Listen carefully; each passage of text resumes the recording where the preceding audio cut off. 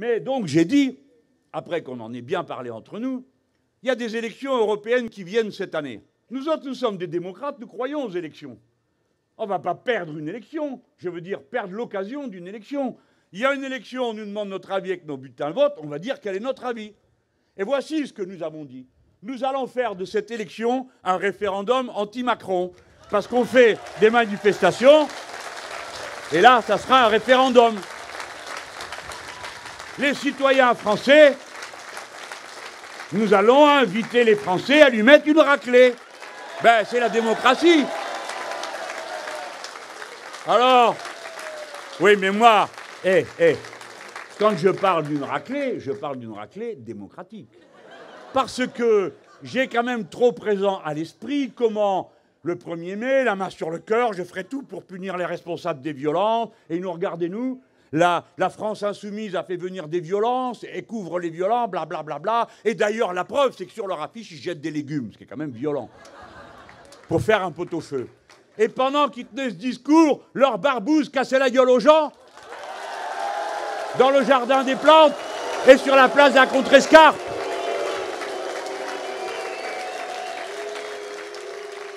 Ce sont des menteurs, des hypocrites, des faux culs, qui disent une chose et en font une autre. Nous, nous ne frappons personne. Nous voulons lui mettre une raclée démocratique, qu'il entende le peuple français lui dire au revoir.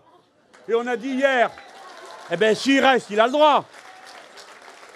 Mais si la question est stop ou encore, notre réponse est stop. Bon, on a le droit, c'est une démocratie. Et on le fait dans les urnes. Alors ils prennent tout de suite leur air sucré. Regardez, nous disent-ils, ils n'admettent pas leur défaite de 2017. Ben non, ben évidemment que non.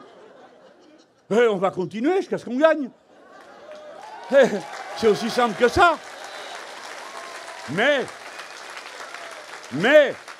dans le respect de la règle démocratique, on ne l'a pas choisi, nous. C'est pas nous qui avons créé la Ve République, mais nous respectons le cadre dans lequel nous nous battons. Nous le respectons, nous.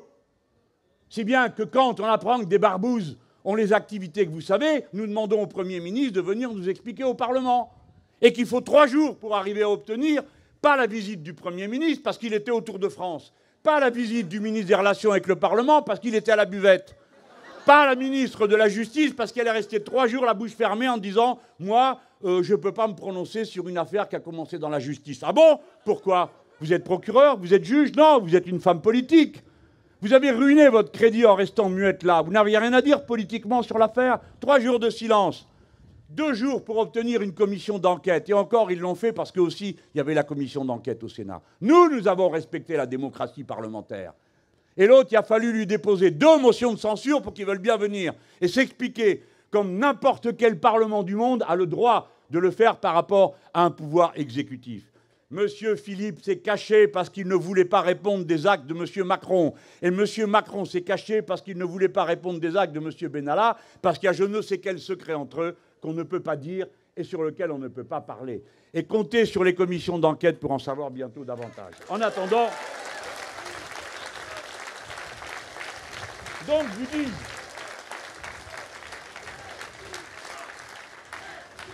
exactement.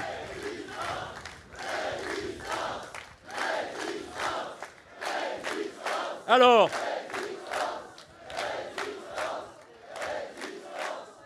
j'ai à peine fini de dire que c'était un référendum anti-Macron que M. Castaner, le ministre des Relations avec le Parlement, et quand même, il n'est pas. Ouais, on peut dire qu'on n'aime pas ce qu'il dit, mais enfin bon, on va. Moi, écoutez, ce Castaner, j'ai de la tendresse pour lui, parce qu'il se trouve que les fachos voulaient nous tuer tous les deux. Ça crée une espèce de fraternité, et nous sommes tous les deux partie civile. Donc, comme quoi. Si vous lâchez la bride aux chiens enragés, ils vous bouffent. Voilà. Alors, eux, il ferait bien d'y réfléchir. Parce que partout, ils ont laissé l'extrême droite, violente, prospérer. Et les seuls qu'ils ont montré du doigt, c'est nous. Ils n'ont rien dit à Montpellier. Ils n'ont rien dit là-bas, dans la montagne, quand les autres sont venus. Ils n'ont rien dit. Mais par contre, nous, avec nos poireaux pour faire le pot-au-feu, quel scandale!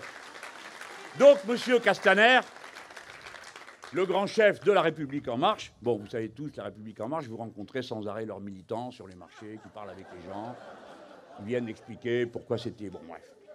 Il dit, Après que j'ai dit c'est un référendum anti-Macron, il dit « Je suis triste de voir, menteur, triste de voir Jean-Luc Mélenchon détester toujours autant l'Europe. » Parce que vous comprenez, ce n'est pas un point de vue politique que j'aimais, ce n'est pas une analyse rationnelle, c'est une détestation, parce que je suis une sorte de bête, comme vous, qui est juste capable de coups de sang, hein, et qui n'est pas équipé sous ses cheveux, après le truc blanc qu'on a, d'un truc gris qui s'appelle un cerveau.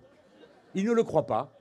Il ne le croit pas. Donc il regrette de me voir détester. Il dit, Mélenchon, c'est moi, il veut faire des élections européennes un référendum anti-Macron. Alors que l'enjeu, dit-il, c'est de décider des politiques européennes. Pas de refaire le match qu'il a perdu en 2017, rebelote. Eh, non, franchement, ça, il m'amuse. Il faut vraiment qu'ils aient la pétoche et qu'ils ne soient pas sûrs du résultat pour être obligés de le rappeler tous les 5 minutes. Hein? Bon. Alors, monsieur Castaner, ce n'est pas de la détestation, c'est une analyse. Et je vous recommande de ne pas essayer de raconter des salades aux gens. Ce n'est pas vrai qu'on va décider des politiques européennes à l'occasion de la prochaine élection européenne. Ce n'est pas vrai. On va décider de qui on envoie au Parlement européen pour voter sur les textes qui vont être proposés par la Commission, parce que le Parlement européen a quasiment 0 initiative des lois dans tous les domaines décisifs. Donc nous, on vous dit ce qu'on va faire. On va envoyer un commando de combat au Parlement européen pour que vous puissiez être aussi fiers de ceux que vous allez envoyer là-bas que vous l'êtes aujourd'hui de ceux que vous avez envoyés ici à l'Assemblée nationale.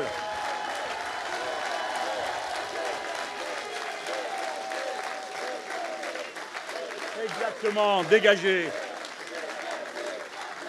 Alors, mesdames, messieurs, je vais vous faire une révélation. Quand vous faites un référendum sur M. Macron, la vérité, c'est que vous faites un référendum sur l'Europe. Parce que M. Macron n'existe pas. M. Macron est juste le petit copiste de la Commission européenne et de Mme Merkel. Et je mets au défi quiconque m'écoute à cet instant de dire que je ne dis pas la vérité lorsque j'affirme que la réforme du Code du travail est directement une demande de la Commission européenne dans ses recommandations depuis 2014. Il n'a rien inventé. Il a imposé à la France ce qu'elle avait rejeté pendant toutes ces années. La réforme de la SNCF ne correspond à aucun besoin des cheminots, du rail et du transport public. Il correspond à la volonté de marchandiser et de privatiser le rail, point barre.